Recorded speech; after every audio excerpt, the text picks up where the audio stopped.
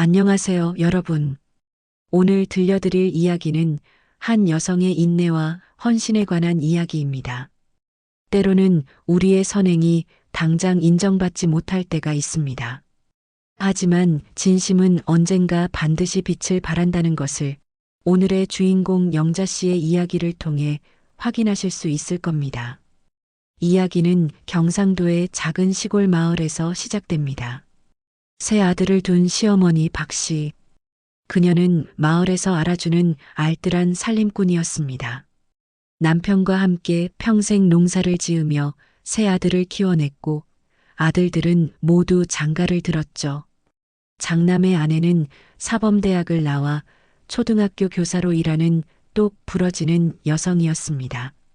단정한 옷차림에 말씨도 또렷했고 시어머니 앞에서는 항상 공손했죠. 차남의 아내는 부유한 집안 출신이었습니다. 시집 올 때 가져온 혼수만 해도 트럭 2대 분량이었고 명품 가방과 고급 옷을 걸치고 다녔습니다. 그리고 막내 아들의 아내 영자. 영자는 23세 이 집으로 시집 왔습니다. 부모님을 일찍 여의고 고모네, 이모네를 전전하며 자란 가난한 집안 출신이었죠. 고등학교도 겨우 졸업했고 시집 올 때 가져온 거라곤 낡은 이불 한 채와 허름한 옷가지 몇 벌이 전부였습니다. 시어머니는 처음부터 영자를 곱게 보지 않았습니다. 친정이 변변찮으니 배울 것도 없었겠지. 앞으로 우리 집에서 제대로 배워야 할 거야. 명절 때마다 상황은 더 심했습니다.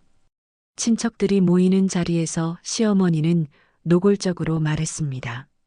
큰 며느리는 교사고 둘째 며느리는 좋은 집안 출신인데 막내 며느리는 뭐 별로 내세울 게 없어.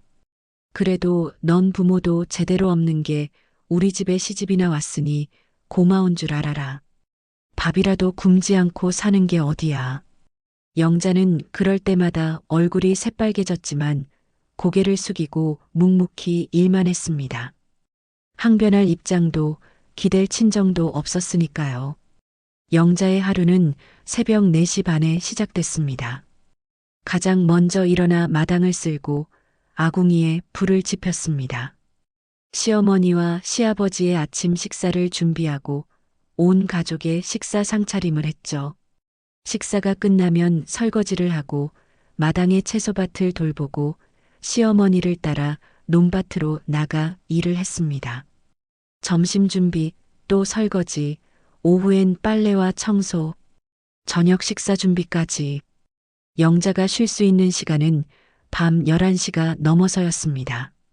큰 며느리와 둘째 며느리는 각자 도시에 살면서 명절이나 제사 때만 얼굴을 비쳤습니다. 그들은 올 때마다 깨끗한 옷을 입고 나타나 거실에 앉아 수다를 떨다가 갔죠. 일은 한 번도 거들지 않았습니다. 아이고, 우리 큰 며느리는 학교 일이 바쁘니까 이해해야지. 둘째 며느리는 애들 학원비 버느라 바쁘잖아. 시어머니는 그들에게는 관대했습니다. 하지만 영자에게는 달랐죠. 야, 막내는 집 마당에 낙엽 좀 쓸어라. 그것도 제대로 못하냐? 명절이 되면 상황은 더욱 극명하게 드러났습니다. 장남 부부는 큰 소리로 이야기했습니다. 어머니, 우리 큰애가 이번에 반에서 1등 했어요. 영재 교육원도 합격하고요. 우리는 요즘 주식으로 좀 벌었어요. 다음엔 더 좋은 선물 사다 드릴게요. 차남 부부도 지지 않았습니다. 어머니, 이번에 고급 한우 세트 가져왔어요. 백화점에서 제일 비싼 걸로요. 저희 둘째도 피아노 콩쿠르에서 상 받았어요. 그럴 때마다 시어머니는 환하게 웃으며 칭찬을 아끼지 않았습니다. 하지만 영자는 그 자리에 끼지도 못했습니다. 주방 한켠의 작은 밥상에 혼자 앉아 조용히 식사를 했습니다. 가족들의 웃음소리가 들리는 거실과는 멀리 떨어진 곳에서요. 저 여자는 밥상도 따로 받네. 멀쩡한 사람 취급도 못 받나 봐. 친척들의 수군거림이 영자의 귓가에 들렸지만 그녀는 애써 못 들은 척했습니다. 눈물을 보이고 싶지 않았으니까요. 밤이 되어 남편과 단둘이 있을 때 영자는 조심스럽게 말했습니다. 여보, 나도 명절 때 가족들이랑 같이 밥 먹으면 안 될까? 남편은 피곤한 듯 대답했습니다. 그냥 참아. 어머니 성격 내가 알잖아. 괜히 기분 상하게 하지 마. 영자는 더 이상 말하지 못했습니다. 그렇게 하루하루가 한 해 한 해가 지나갔습니다. 그렇게 10년의 세월이 흘렀습니다. 영자의 손은 거칠어지고 굳은 살이 박였습니다. 허리는 조금씩 굽어갔고 얼굴엔 깊은 주름이 새겨졌죠. 33의 나이였지만 40 넘어 보이는 외모가 되어 있었습니다. 어느 추운 겨울날 새벽 시아버지가 방에서 쓰러진 채 발견됐습니다. 구급차를 불렀지만 이미 늦었습니다. 심근경색이었습니다. 평생 농사를 지으며 성실하게 살아온 70대 중반의 노인이었죠. 장례식장의 분위기는 숙연했습니다. 영자는 3일 동안 거의 잠도 자지 못하고 조문객들을 맞이했습니다. 음식 준비, 설거지, 손님 안내. 모든 일을 도맡아 했죠. 큰 며느리와 둘째 며느리는 검은 상복을 입고 앉아서 눈물만 닦았습니다. 막내네가 집안일은 잘하네. 조문객들이 수군거렸지만 그것도 칭찬이 아닌 당연하다는 투였습니다. 사무제가 끝나고 조문객들이 모두 돌아간 저녁. 거실에는 삼형제와 며느리들, 그리고 시어머니가 둘러앉았습니다. 긴장된 침묵이 흘렀죠. 장남이 조심스럽게 말문을 열었습니다. 어머니, 아버지 일도 정리해야 하고 재산 문제도 이야기해야 할 것 같은데요. 재산이 뭐 그리 대단하다고 그러나 그냥 논밭 몇 마지기에 적금 좀 있는 게 다야. 시어머니가 무뚝뚝하게 대답했습니다. 차남이 거들었습니다. 그래도 정리는 해야죠. 아버지가 생전에 장부에 다 적어놨다고 하셨잖아요. 누가 뭘 해줬고 어떻게 나눌지 다 적어놨다고 하셨는데. 장부? 큰 며느리가 눈을 빛냈습니다. 네, 아버지가 늘 작은 공책을 들고 다니시면서 뭔가를 적으셨잖아요. 농사 일지도 적고 집안일도 기록하신다고. 시어머니의 표정이 미묘하게 변했습니다. 그딴 장부 같은 거 없어. 내가 평생 이 집에 살았는데 그런 거 본 적도 없다. 그냥 법대로 똑같이 3등분하면 되는 거 아니냐? 어머니, 분명히 계실 거예요. 제가 지난해 추석 때 아버지가 그걸 보시면서 중얼거리시는 걸 봤거든요. 장남이 일어서며 말했습니다. 우리 한번 찾아봅시다. 혹시 모르니까. 형제들이 집 안 구석구석을 뒤지기 시작했습니다. 안방 장롱 속, 사랑방 책장, 창고, 마루 밑까지 온 집안이 뒤집어졌습니다. 하지만 장부는 어디에도 없었습니다. 이상하네. 분명히 계실 텐데. 차남이 고개를 갸우뚱거렸습니다. 영자는 주방 문틈으로 그 모습을 지켜보고 있었습니다. 마음 한편이 착잡했습니다. 시아버지는 생전에 늘 작은 공책을 소중히 여기셨습니다. 밭에 나갈 때도 마루에 앉아 계실 때도 그 공책을 펼쳐보곤 하셨죠. 영자는 몇 번 물어본 적이 있었습니다. 아버지, 그게 뭐예요? 아, 이거 농사일지야. 뭘 언제 심었는지, 날씨가 어땠는지, 누가 도와줬는지 다 적어두는 거지. 나중에 필요할 때가 있을 거야. 그때 시아버지의 표정이 의미심장했던 게 기억났습니다. 하지만 영자는 끼어들 입장이 아니었습니다.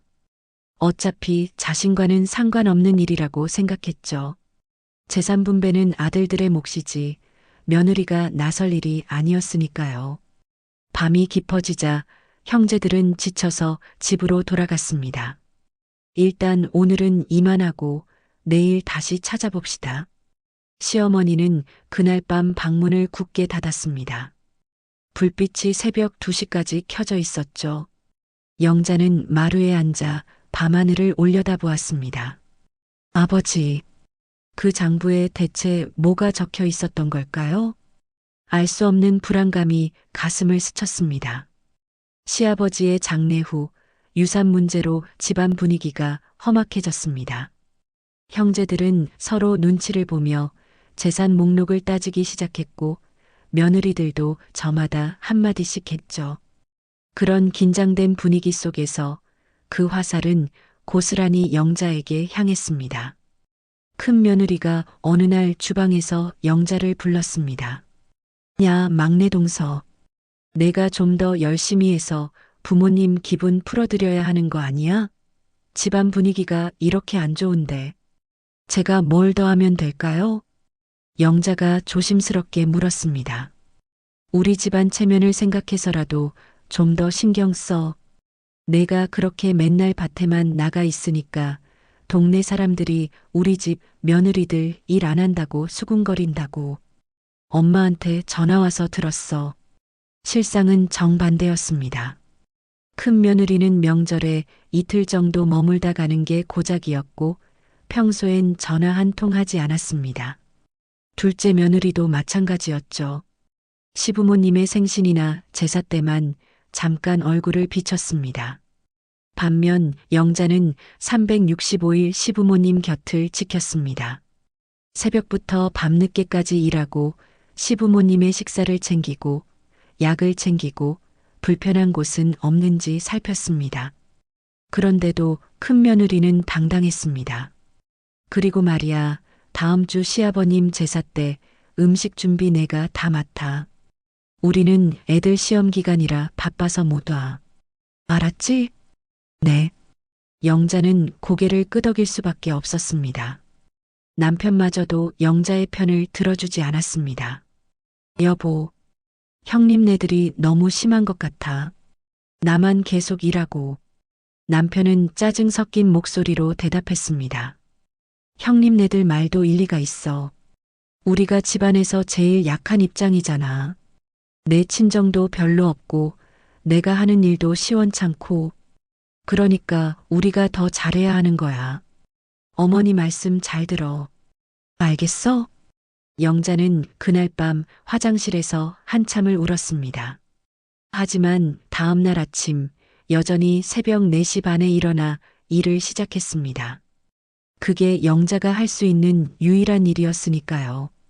시어머니는 영자에게만 특히 가혹했습니다.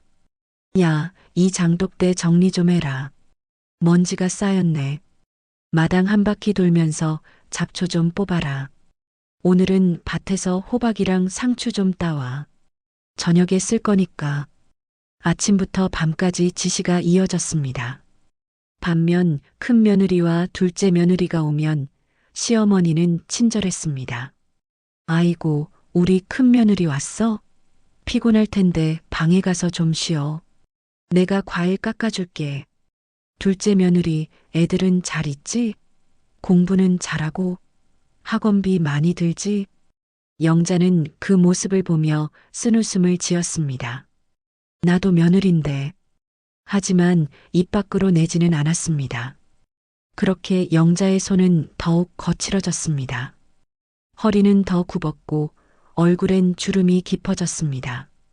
어느 날 동네 슈퍼에서 물건을 사던 영자에게 주인 아줌마가 말했습니다. 영자 씨, 요즘 너무 늙어 보이는 거 아니에요? 건강 챙기세요. 젊은 사람이 왜 이렇게... 거울을 보니 정말 그랬습니다. 33의 나이가 40 중반처럼 보였습니다. 그날 밤 영자는 침대에 누워 생각했습니다. 이래도 언젠가 인정받을 날이 오겠지. 내가 이렇게 열심히 하면 언젠가는. 하지만 그날은 좀처럼 오지 않았습니다. 아무도 그녀의 노력을 보지 않았고 아무도 고맙다는 말을 하지 않았습니다. 영자는 보이지 않는 사람처럼 그림자처럼 이 집에서 살아가고 있었습니다. 시아버지가 돌아가신 지 6개월이 흘렀습니다. 어느 여름날 아침 시어머니가 마루에서 쓰러졌습니다. 영자가 아침 식사를 준비하려고 부엌에서 나오다가 발견했죠. 어머니, 어머니. 영자는 급히 119에 전화를 걸었습니다.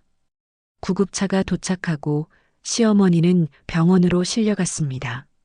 진단은 뇌졸중이었습니다. 왼쪽 팔다리에 마비가 왔고 말도 어눌해졌습니다. 의사는 심각한 표정으로 말했습니다. 최소 3개월은 입원 치료를 받으셔야 합니다. 그 후에도 재활이 필요하고요. 보호자분이 상주하면서 간병을 해주셔야 합니다. 병원비 문제가 불거지자 형제들이 다시 모였습니다.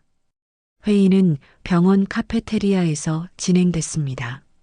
영자도 구석에 조용히 앉아 있었죠.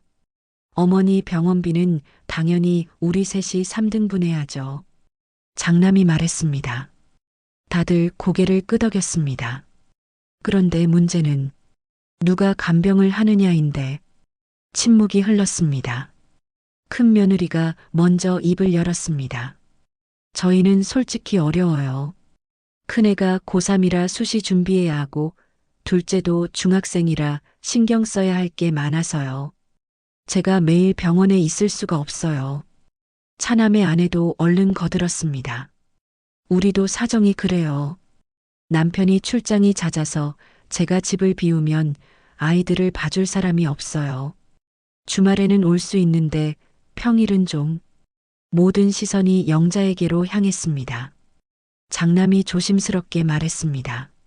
막내 동생네가 시간 여유가 좀 있으니까 영자 씨가 주로 간병을 맡아주면 어떨까? 물론 우리가 병원비는 다 부담하고 주말에는 우리가 교대하면서 오고. 영자는 할 말이 없었습니다. 거절할 수도 거절할 이유도 없었습니다. 알겠습니다. 그렇게 영자의 고된 간병 생활이 시작됐습니다. 낮에는 집에서 밭일을 하고 집안일을 했습니다.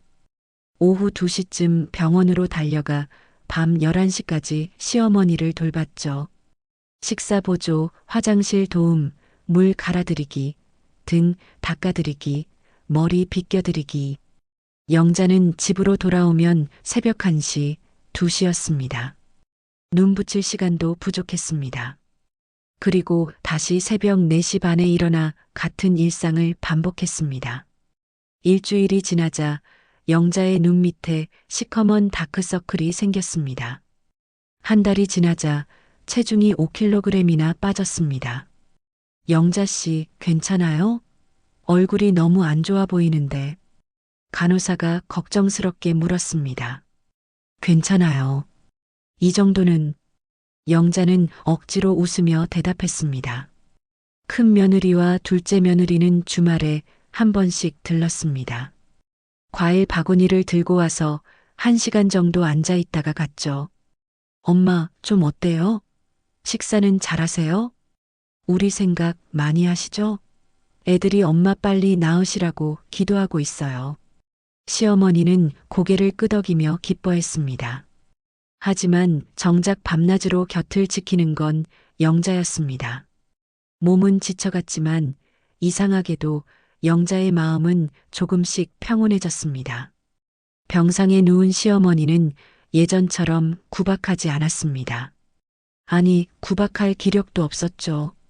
그저 무력한 노인의 모습으로 누워 계실 뿐이었습니다. 영자는 매일 시어머니의 손을 잡고 따뜻하게 문질러 드렸습니다. 어머니, 오늘 날씨가 좋아요. 창문 좀 열어드릴게요. 어머니, 제가 집에서 미역국 끓여왔어요. 드셔보세요. 시어머니는 때때로 영자를 물끄러미 바라봤습니다. 그 눈빛에는 뭔가 복잡한 감정이 담겨 있었죠. 2개월째 되던 어느 날 밤, 병실에는 영자와 시어머니 단둘뿐이었습니다. 복도는 조용했고 어둠이 내려앉아 있었습니다. 시어머니가 어눌한 발음으로 가느다란 목소리를 냈습니다. 자야. 네, 어머니. 영자가 귀를 가까이 대고 들었습니다. 너는 참 미련하다. 어머니, 그렇게 살아서 뭐가 남냐? 시어머니의 눈가에 눈물이 맺혔습니다. 영자도 눈물이 주르륵 흘러내렸습니다. 그래도 어머니는 제 어머니시잖아요. 저한테는 어머니밖에 없어요. 영자는 시어머니의 손을 꽉 잡았습니다. 제 친정 부모님은 일찍 돌아가셨어요. 전 평생 부모님 손을 제대로 잡아본 적이 없어요. 그래서 어머니 손이라도 이렇게 잡을 수 있는 게 저한테는 감사한 일이에요. 시어머니는 고개를 돌렸습니다. 하지만 영자는 보았습니다. 시어머니의 눈에서 눈물이 볼을 타고 흘러내리는 것을요. 그날 밤 병실에는 고요한 침묵만이 흘렀습니다. 하지만 그 침묵은 예전과 달랐습니다. 처음으로 두 사람 사이에 조용한 이해가 흐르고 있었습니다. 시어머니는 3개월간의 입원 치료를 마치고 집으로 돌아왔습니다. 많이 회복되긴 했지만 예전의 건강함은 돌아오지 않았습니다. 지팡이를 짚고 겨우 걸을 수 있을 정도였죠. 영자는 시어머니의 방을 1층으로 옮기고 침대도 새로 들여놓았습니다. 계단을 오르내리기 힘드실까봐 신경 쓴 것이었죠. 어머니, 불편한 거 있으면 언제든 말씀하세요. 시어머니는 고개를 끄덕이며 영자의 손을 잠깐 잡았습니다. 그게 전부였지만 영자에게는 큰 의미였습니다. 하지만 기쁨도 잠시, 일주일 후 시어머니는 잠결에 조용히 숨을 거두셨습니다. 의사는 신부전이라고 했습니다. 나이도 있으시고 몸이 많이 약해지셨어요. 편안하게 가신 거예요. 다시 장례식이 치러졌습니다. 영자는 또다시 정신없이 바빴습니다. 조문객 맞이, 음식 준비, 상가 정리. 모든 게 영자의 몫이었습니다. 이번에도 큰 며느리와 둘째 며느리는 검은 옷을 입고 앉아서 조문객들에게 인사만 받았습니다. 막내 며느리가 고생이 많네. 저 집은 막내 며느리가 다 떠받들고 있더라고. 조문객들이 수군거렸지만 영자는 신경 쓸 겨를이 없었습니다. 장례를 마치고 집을 정리하는 날, 장남이 형제들을 불러 모았습니다. 이제 집 정리도 해야 하고 재산 문제도 확실히 정리해야 할 것 같아. 일단 어머니가 남기신 물건들부터 정리하자. 형제들은 집 안 구석구석을 뒤지기 시작했습니다. 큰 며느리가 다락방으로 올라갔습니다. 먼지가 잔뜩 쌓인 오래된 물건들 사이에서 그녀는 낡은 철제 상자를 발견했습니다. 여보, 여기 뭔가 있어. 장남이 올라와 함께 상자를 열었습니다. 안에는 먼지 쌓인 공책 한 권이 들어 있었습니다. 갈색으로 바랜 표지에는 이렇게 적혀 있었습니다. 농사일지 겸 집안 기록 2010년부터. 이거 아버지 장부잖아. 장남이 흥분한 목소리로 외쳤습니다. 큰 며느리가 재빨리 공책을 펼쳐보았습니다. 페이지마다 시아버지의 빼곡한 글씨가 적혀 있었습니다. 하지만 그 내용을 보는 순간 큰 며느리의 얼굴이 굳어졌습니다. 2015년 5월 3일 막내 며느리 영자, 새벽부터 모내기 도움 허리 아픈데도 쉬지 않고 일함. 2016년 7월 8일 극심한 가뭄, 영자가 매일 새벽 4시에 일어나 우물물을 길어다 밭에 뿌려줌. 2017년 9월 15일 태풍으로 비닐하우스 날아감, 영자 혼자서 이틀 동안 복구. 감사하다. 장남이 몇 장을 더 넘겨보았습니다. 모든 페이지에 영자의 이름이 가득했습니다. 이거 어떡하지? 장남이 당황한 표정으로 큰 며느리를 보았습니다. 큰 며느리는 재빨리 공책을 덮고 주변을 둘러봤습니다. 다행히 아래층에는 아무도 없었습니다. 여보, 이거 괜히 복잡하게 만들지 말자. 그녀는 낮은 목소리로 속삭였습니다. 어차피 법정 상속분은 정해져 있어. 아들 셋이서 똑같이 나누면 되는 거야. 이런 걸로 괜히 시비 붙으면 우리만 손해야. 하지만 이건 아버지가 쓰신 거잖아. 그래서 뭐, 유언장도 아니고 그냥 일기장이야. 법적 효력도 없어. 이걸 꺼내면 영자 그 여자가 주제넘게 나설 수도 있고 큰 며느리는 재빨리 장부를 자신의 큰 가방에 넣었습니다. 이건 우리가 잘 보관할게. 나중에 정말 필요하면 그때 꺼내보고. 알았지? 장남은 불안한 표정이었지만 아내의 말에 고개를 끄덕였습니다. 차남 부부도 다락방에 올라와 물었습니다. 뭐 찾았어요? 아니, 별거 없어. 낡은 물건들만 있네. 큰 며느리가 태연하게 대답했습니다. 그렇게 장부는 다시 어둠 속으로 사라졌습니다. 아래층에서는 영자가 마루를 닦고 있었습니다.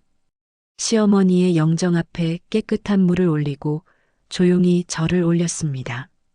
어머니, 편히 쉬세요. 영자는 장부에 대해 전혀 모른 채 그저 고인의 명복을 빌 뿐이었습니다. 그날 밤 영자는 혼자 시어머니의 빈 방에 앉아 있었습니다. 텅 빈 방, 시어머니의 채취가 아직 남아있는 이불. 영자는 조용히 눈물을 흘렸습니다. 어머니, 이제 누구를 돌봐드리며 살아야 할까요? 49제를 마친 지 열흘이 지났습니다. 영자는 다시 일상으로 돌아갔습니다. 밭을 일구고 집을 정리하고 혼자 조용히 살아갔습니다. 남편은 낮에 일을 나가고 영자는 홀로 넓은 집을 지켰습니다. 어느 오후 영자가 마당에서 고추를 따고 있을 때였습니다. 대문 쪽에서 기침 소리가 들렸습니다. 영자야, 잠깐 할 얘기가 있어서 왔네. 돌아보니 마을에서 가장 나이가 많은 김노인이 서 계셨습니다. 지팡이를 짚고 천천히 걸어오시는 모습이었죠. 시아버지와 평생을 친구로 지낸 분이었습니다. 아, 할아버지, 어서 오세요. 왜 전화라도 안 하시고. 영자는 얼른 손을 씻고 대문을 열어드렸습니다. 괜찮아. 날씨도 좋고 산책할 겸 왔지. 영자는 김노인을 마루로 모시고 방석을 펴드렸습니다. 그리고 서둘러 따뜻한 보리차를 준비했습니다. 할아버지, 드세요. 고맙네. 김노인은 찻잔을 한 모금 마신 후 한참 동안 침묵했습니다. 뭔가 말하기 어려운 듯한 표정이었죠. 영자야. 네, 할아버지. 내가 자네 시아버지와 작년 가을에 술 한잔하면서 얘기한 적이 있네. 그때 그 양반이 장부를 보여주더라고. 영자의 손이 멈췄습니다. 장부요? 그래. 평생 적어온 농사 일지이자 집안 기록이라고 하더군. 작은 공책이었는데 아주 정성스럽게 적어놨더라고. 김노인은 잠시 먼 곳을 바라보며 회상했습니다. 그날 자네 시아버지가 술 두어 잔 하더니 그 장부를 꺼내 보여주더라고. 김영감, 이거 좀 봐. 내가 평생 적어온 거야 라면서 말이야. 그래서 뭐가 적혀 있었나요? 영자의 목소리가 떨렸습니다. 자네 이름이 제일 많이 적혀 있더라. 영자는 가슴이 철렁 내려앉는 기분이었습니다. 제 이름이요? 그래. 자네가 한 일들이 날짜별로 다 적혀 있었어. 몇 년 몇 월 며칠 영자가 이런 일 해줬다. 영자가 저런 일 도와줬다. 고맙다. 감사하다. 그런 내용들이 가득했지. 김노인은 주머니에서 낡은 안경을 꺼냈으며 계속 말했습니다. 그리고 마지막 장에는 큰 글씨로 이렇게 적혀 있더군. 노인은 또렷한 목소리로 말했습니다. 영자에게 고맙다. 이 아이가 우리 집 살림을 지탱했다. 다른 며느리들은 명절에나 얼굴을 비췄지만 영자는 10년간 한결같았다. 내가 죽거든 내 재산 중 일부를 영자에게 주고 싶다라고 적혀 있었어. 영자는 손으로 입을 막았습니다. 눈물이 주르륵 흘러내렸습니다. 정말이세요? 왜 거짓말을 하겠나? 이 늙은이가. 김노인은 영자의 어깨를 토닥였습니다. 자네 시아버지가 마지막으로 이렇게 말하더라고. 그 애가 이 집의 진짜 기둥이야. 큰 며느리, 둘째 며느리는 잘난 척만 하지 실속은 없어. 막내 며느리 영자가 없었으면 이 집 진작 무너졌을 거야. 언젠가는 다들 알게 될 거야라고. 영자는 울음을 참을 수 없었습니다. 10년 동안 참아왔던 모든 서러움이 한꺼번에 터져 나왔습니다. 할아버지, 저는 몰랐어요. 아버님이 그렇게 생각하셨는지. 그 양반이 말은 안 해도 다 보고 계셨지. 자네가 얼마나 고생하는지, 얼마나 힘든지. 김노인은 한숨을 쉬었습니다. 그 장부 혹시 찾았나? 영자는 고개를 저었습니다. 아니요.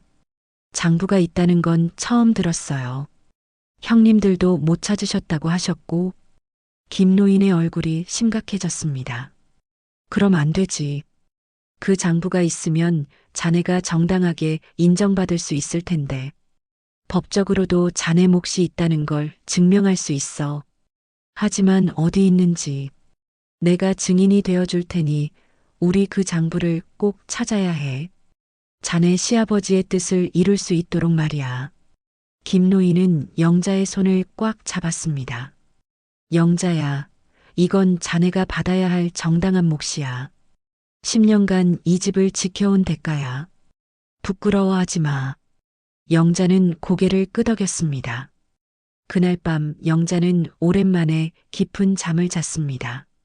시아버지의 말씀이 위로가 되었습니다. 아버님은 저를 보고 계셨구나. 김노인의 증언을 듣고 영자는 며칠 동안 고민했습니다. 내가 나서도 될까? 이건 욕심이 아닐까? 하지만 생각할수록 이건 욕심의 문제가 아니었습니다. 시아버지의 뜻을 이루는 일이었고 10년간의 노고에 대한 정당한 인정이었습니다. 영자는 용기를 내어 장남 부부를 찾아갔습니다. 형님, 혹시 아버님 장부 찾으셨어요? 장남은 순간 당황한 표정을 지었습니다. 장부? 그게 뭔데? 할아버지께서 말씀하셨어요. 아버님이 평생 기록하신 농사일지 겸 집안 기록이요. 그 안에 제 이름이 많이 적혀 있다고 하시던데. 큰 며느리가 끼어들었습니다. 무슨 소리야? 그런 거 없어. 우리가 집안을 다 뒤졌는데 없었다고. 하지만 할아버지가 분명히 보셨대요. 그리고 그 안에 아버님 뜻이 적혀 있다고. 야, 막내네 집. 지금 무슨 수작이야? 재산 욕심 나서 그러는 거야? 큰 며느리의 목소리가 날카로워졌습니다. 영자는 더 이상 물러서지 않았습니다. 형님, 전 그냥 아버님의 뜻을 확인하고 싶을 뿐이에요. 장부가 정말 없다면 어쩔 수 없지만 혹시 찾으셨다면 보여주세요. 없다니까? 왜 이렇게 집요하게 구는 거야? 결국 영자는 법률 상담소를 찾아갔습니다. 변호사는 김노인의 증언을 듣더니 고개를 끄덕였습니다. 증인이 계시다면 장부 제출 명령을 신청할 수 있습니다. 상속 재조정 소송을 제기하시는 게 좋겠습니다. 하지만 저 같은 사람이 소송을. 이건 당신의 정당한 권리입니다. 10년간 헌신하셨다면 그에 대한 정당한 보상을 받으셔야 합니다. 영자는 떨리는 손으로 소송 서류에 서명했습니다. 소송이 시작되자 집안이 발칵 뒤집혔습니다. 장남 부부가 영자의 집으로 찾아왔습니다. 막내 주제에 감히 소송까지 걸어? 은혜도 모르는 것이. 우리가 밥 먹여주고 재워준 게 몇 년인데. 형님, 저는 10년 동안 이 집을 지켰어요. 제 청춘을 다 바쳤어요. 전 그 대가를 바라는 게 아니에요. 다만 아버님의 뜻을 확인하고 싶을 뿐이에요. 넌 이제 우리 집 사람이 아니야. 당장 나가. 하지만 법은 냉정했습니다. 김노인의 증언과 함께 법원은 장남 부부에게 장부 제출 명령을 내렸습니다. 만약 장부가 있다면 즉시 법정에 제출하십시오. 그렇지 않으면 증거 은닉으로 간주하겠습니다. 판사의 엄중한 경고에 큰 며느리는 결국 가방에서 장부를 꺼냈습니다. 첫 공판날, 법정에는 삼형제와 며느리들, 그리고 김노인이 증인으로 참석했습니다. 판사가 장부를 펼쳐 한 장 한 장 넘기기 시작했습니다. 2015년 3월 20일 영자, 새벽부터 감자 심기 도움, 허리 아픈데도 쉬지 않고 일함. 2016년 7월 8일 극심한 가뭄, 영자가 매일 새벽 4시에 일어나 우물물을 길어다 밭에 뿌려줌. 고맙다. 2017년 9월 15일 태풍 지나간 후 영자 혼자서 비닐하우스 복구 이틀 밤을 새웠다. 감사하다. 2018년 1월 내가 아플 때 영자가 병원비 보태줌. 친정도 없는데 어떻게 돈을 마련했을까? 미안하고 고맙다. 2019년 10월 추수 때 영자 덕분에 벼 한 톨도 안 버렸음. 다른 며느리들은 오지도 않았는데. 2020년 6월 30일 영자 덕분에 올해도 농사 잘 지었다. 감사하다. 페이지마다 영자의 이름이 가득했습니다. 방청석에서는 마을 사람들이 조용히 고개를 끄덕였습니다. 그들도 다 알고 있었던 사실이었습니다. 판사가 마지막 장에 도달했습니다. 법정이 숙연해졌습니다. 판사가 또렷한 목소리로 읽어내려갔습니다. 내가 죽거든 논 2마지기와 예금 3천만 원을 영자에게 주기를 바란다. 이 아이가 우리 집을 지켰다. 큰 며느리와 둘째 며느리는 명절에나 얼굴을 비췄지만 영자는 10년간 한결같았다. 이 집안의 진짜 기둥은 영자였다. 고맙고 미안하다. 2024년 가을, 장남 부부는 창백한 얼굴로 고개를 숙였습니다. 필적 감정 전문가가 증언대에 섰습니다. 이 장부의 필체는 고인의 것이 확실합니다. 위조의 흔적은 전혀 없습니다. 판사는 장부의 내용과 증인의 진술, 필적 감정 결과를 토대로 판결했습니다. 피고인들은 고인의 명시적 의사가 담긴 장부를 고의로 숨겼습니다. 이는 유증의 효력을 가지며 원고 영자 씨는 고인이 명시한 재산을 상속받을 권리가 있습니다. 쿵! 판사의 망치 소리가 법정에 울려 퍼졌습니다. 판결이 나오자 법정은 술렁였습니다. 장남 부부는 믿을 수 없다는 표정으로 서로를 바라봤고 차남 부부는 황급히 자리를 떠났습니다. 큰 며느리가 영자에게 다가왔습니다. 만족해? 이제 내가 이겼으니까? 영자는 조용히 고개를 저었습니다. 형님, 전 이기고 싶어서 한 게 아니에요. 그럼 뭐야? 영자의 눈에서 눈물이 흘러내렸습니다. 저는 돈이 필요해서 한 게 아니었어요. 그냥 어른들께 인정받고 싶었어요. 뭐라고? 제가 10년 동안 한 일들이 헛된 게 아니었다는 걸 확인하고 싶었어요. 제가 이 집의 일원이라는 걸, 제가 사람으로 인정받는다는 걸, 그걸 확인하고 싶었을 뿐이에요. 큰 며느리는 아무 말도 하지 못하고 돌아섰습니다. 법정을 나서는 영자를 향해 방청석에 앉아있던 마을 사람들이 조용히 고개를 숙였습니다. 영자 씨, 고생 많으셨어요. 당신이 얼마나 힘들게 살았는지 우리 다 알아요. 이제라도 인정받아서 다행이에요. 그들도 알고 있었습니다. 지난 10년간 영자가 얼마나 힘들게 살았는지, 얼마나 많은 서러움을 참아냈는지. 김노인이 지팡이를 짚고 다가왔습니다. 영자야, 잘했어. 자네 시아버지가 하늘에서 기뻐하고 계실 거야. 할아버지, 고맙습니다. 영자는 깊게 절했습니다. 며칠 후, 영자는 혼자 시아버지와 시어머니의 묘를 찾았습니다. 가을 햇살이 따스하게 내리쬐는 오후였습니다. 묘비 앞에 무릎을 꿇고 깊은 절을 올렸습니다. 한 번, 두 번, 세 번. 아버님, 어머님, 이제야 제 이름이 불렸습니다. 영자의 목소리가 떨렸습니다. 이제야 제가 이 집 사람으로 인정받았습니다. 제가 10년간 한 일들이 헛되지 않았다는 걸 알게 됐습니다. 바람이 불어왔습니다. 은행나무 잎이 하늘하늘 떨어졌습니다. 영자는 가방에서 장부의 복사본 한 장을 꺼내 묘비 앞에 조심스럽게 놓았습니다. 그 페이지에는 시아버지의 마지막 글이 적혀 있었습니다. 이 집안의 진짜 기둥은 영자였다. 내가 미처 말로 하지 못한 고마움을 이렇게나마 전한다. 영자야, 고맙고 미안하다. 영자는 다시 한번 절을 올렸습니다. 이번에는 눈물이 아니라 잔잔한 미소와 함께 주머니에서 작은 꽃씨 봉투를 꺼냈습니다. 시아버지가 좋아하시던 코스모스 씨앗이었습니다. 묘 주변에 조심스럽게 씨앗을 뿌렸습니다. 아버님, 내년 가을에는 이곳이 꽃으로 가득할 거예요. 제가 자주 와서 돌볼게요.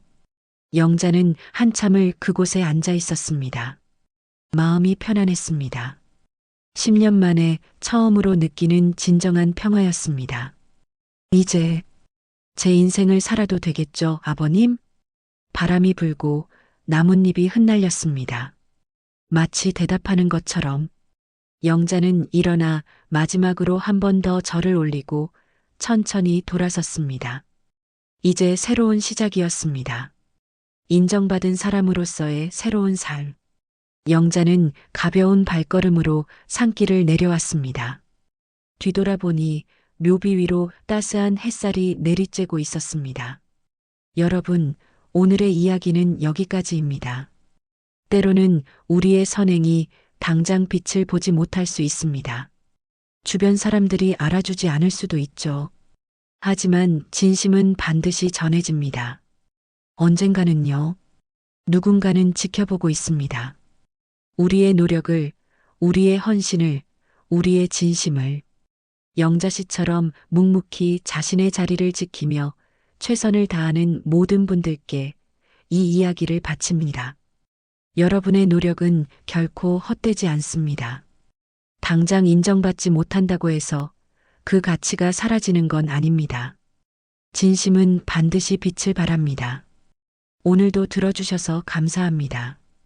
이 이야기가 누군가에게 위로가 되기를 바랍니다. 다음 이야기로 또 찾아뵙겠습니다.